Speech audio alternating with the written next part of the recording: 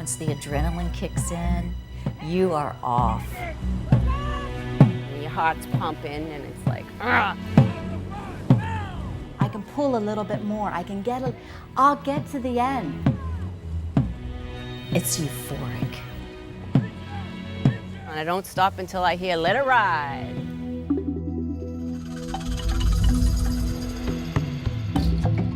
Once the battle starts, they become warriors.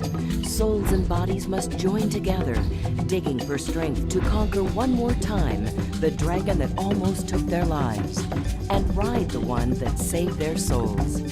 It's their biggest race. They're celebrating life. They are conquering the dragon.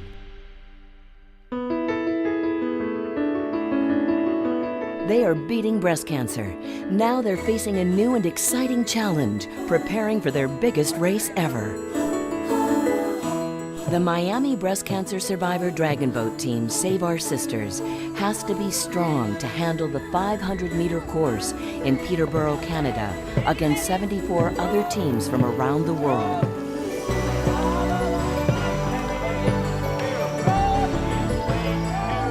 It's the first time that we're going to go outside of the United States to compete, and that's a huge thing. I mean, 2,000 breast cancer survivors, in teams. We've never been up against this many breast cancer survivor teams in the past. So it's really exciting for us. Canada's going to be a spectacular event, and I really want to challenge myself to get really fit and strong for it, and also for my sisters. SOS trains twice a week on Biscayne Bay.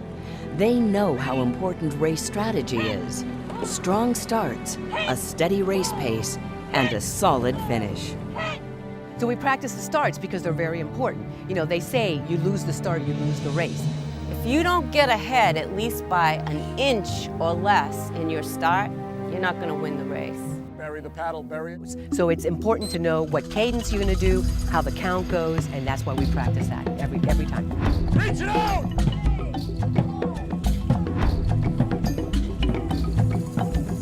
A start involves listening very precisely, being in tune to the commands. Paddles up. Attention please, digging it down deep into the water, and when that gun goes off or the sound of the start, you gotta pull with all of your might. You gotta pull water.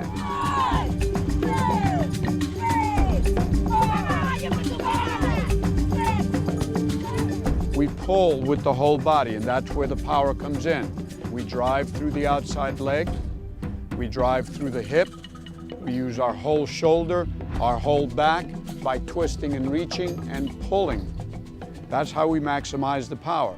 The strokers, rows 1 to 3, have a huge responsibility during a race. We have to mirror each other identically, and we are the ones who set the pace for the rest of the team. The people in the back of the boat have to watch the strokers' hands as they come up.